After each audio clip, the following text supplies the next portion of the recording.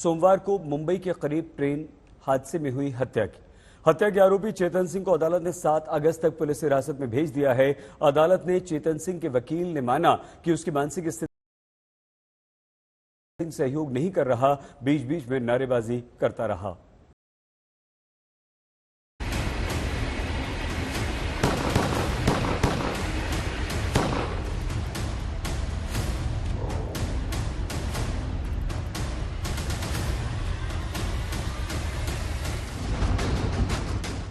चलती ट्रेन में गोलीबारी करके 4 लोगों की हत्या करने वाले चेतन सिंह को मुंबई पुलिस ने अदालत में पेश किया और 14 दिन की हिरासत मांगी। लेकिन चेतन सिंह के वकील ने अदालत को बताया कि वो मानसिक तौर पर बीमार है, इसलिए उसके साथ नरमी बरती जाए। 14 दिन की पुलिस कस्टडी मांग रही थी और हमने कोर्ट को बोला कि उसकी मनस्थिति ठीक नहीं है, वो अभी बीमार है, इसलिए कोर्ट को सहानुभूति जताते हुए पुलिस कस्टडी में भी जो भी युक्त उपचार उसका चलते रहना चाहिए और उसे शॉर्ट पुलिस कस्टडी देना चाहिए। तो पुलिस ने, माननीय न्यायालय ने 7 दिन की पुलिस कस्टडी दी है, 7 अगस्त तक, 1 तारीख से 7 मतलब 6 दिन की। वो सोमवार की सुबह थी। जयपुर एक्सप्रेस फुल स्पीड से मुंबई की ओर दौड़ी जा रही थी। वापी स्टेशन निकल चुका था और अगला स्टेशन बोरीवली का था। तभी ताबड़तोड़ फायरिंग होती है और 4 लोग मौत की नींद सो जाते हैं।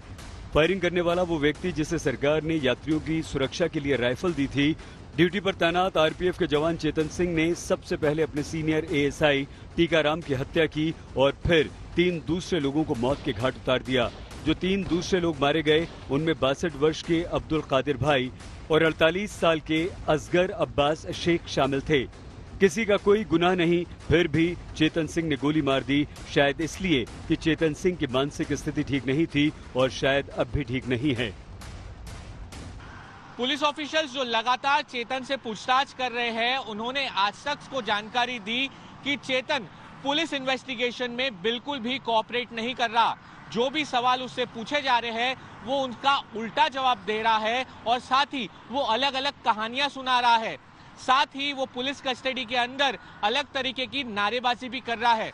पुलिस ने इस पूरे मामले में अभी तक 15 से ज्यादा लोगों का स्टेटमेंट दर्ज किया है, जिसमें से जो पुलिस ऑफिशियल जो उस वक्त चेतन के साथ उस ट्रेन में मौजूद थे उनका बयान दर्ज किया है और साथ ही जो पैसेंजर उस वक्त उस ट्रेन में मौजूद थे उनका भी बयान दर्ज कर रही है।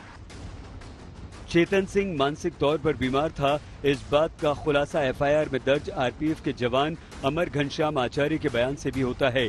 चेतन सिंह के साथ ड्यूटी कर रहे दूसरे आरपीएफ के जवान अमय घनश्याम ने पुलिस को बयान दिया कि चेतन सिंह एएसआई टीकाराम से कह रहा था कि उसकी तबीयत ठीक नहीं है, उसे ट्रेन से उतार दिया जाए। चेतन सिंह एएसआई टीकाराम से काफी बहस भी कर रहा था। अमय ने पुलिस को बयान दिया है कि एएसआई टीकाराम मीणा ने मुझसे कहा कि चेतन सिंह की राइफल ले लो और उसे आराम करने दो, जिसके बाद मैं चेतन सिंह को B4 बोगी में ले गया। मैंने उसे वहीं एक खाली सीट पर सुला दिया और उसकी राइफल अपने साथ लेकर बगल वाली सीट पर बैठ गया। लेकिन चेतन सिंह को ज्यादा देर तक नींद नहीं आई। 10 से 15 मिनट बाद वो उठा और मुझसे राइफल मांगने लगा। मैंने उसे राइफल देने से इनकार कर दिया। वो मुझसे झगड़ा करने लगा, वो गुस्से में आ गया और मेरा गला दबाने लगा। उसने मेरे हाथ से राइफल छीन ली।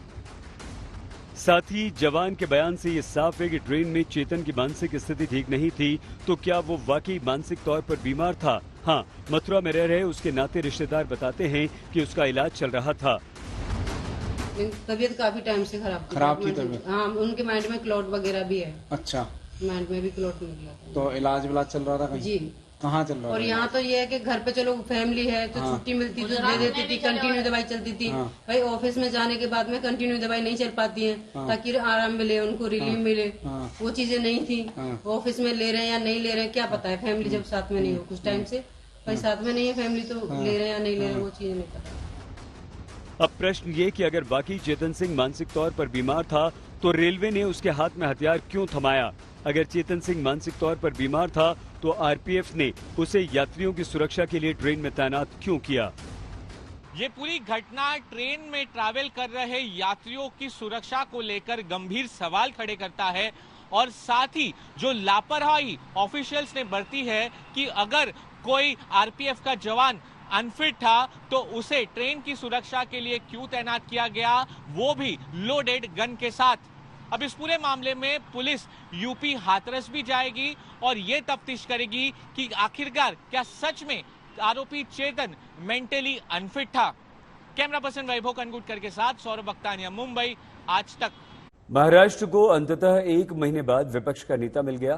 कांग्रेस ने विजय बेदत्तीवार को विपक्ष का नेता बनाया। अब तक विपक्ष के नेता का पद एनसीपी के पास था, लेकिन अजीत पवार के सरकार में शामिल होने से यह पद खाली पड़ा था। कांग्रेस के 35 विधायक हैं। बेदत्तीवार को विदर्भ का जुझारू नेता कहा जाता है। महाराष्ट्र में रूलिंग बेंच पर हम देख रहे हैं कि 200 से अधिक विधायकों की संख्या आज देखने को मिल रही है। ऐतिहासिक इस तरह की संख्या विपक्ष के सामने खड़ी दिख रही है। बहुत बड़ी चुनौती मानते हैं इस समय में, ऐसे समय में आप विपक्ष का नेता बने हैं। नहीं, चुनौती संख्या बल पर नहीं होती है। देखिए, जब भी ऐसी स्थिति आई है तो एक जमाने में बीजेपी के भी 2 एमपी थे, आज वो मेजॉरिटी में है। लड़ाई है, विश्वास पे लड़ी जाती है, विचारों से लड़ी जाती है, आत्मविश्वास से लड़ी जाती है। और मुझे लगता है कि संख्या बल कम जरूर होगा, पर हम सरकार के विरोधी पक्ष का काम जो होता है कि सरकार के गलतियों को उजागर करना, सरकार के गलतियों को पब्लिक के सामने रखते हुए पब्लिक को न्याय दिलाना, ये जो काम होता है वो काम करने में हम सक्षम हैं।